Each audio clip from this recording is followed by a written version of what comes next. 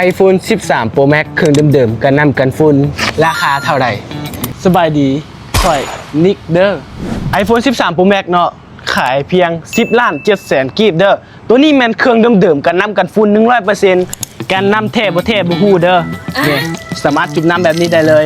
บ่มีปัญหาอย่างเครื่องเดิมๆกันน้ำกันฝุ่นแบบนี้เลยมันเลยสามารถจุ่มน้ำแบบนี้ได้ถ้าบ่แม่นเครื่องเดิมบ่สามารถเฮ็ดแบบนี้ได้เด้อทุกคนเนี่ยถ้าถึงน้ำแล้วมันจะนำเข้าทันทีเลยเนาะถ้าบ่แม่นเครื่องเดิมเด้อทุกคนเด้อ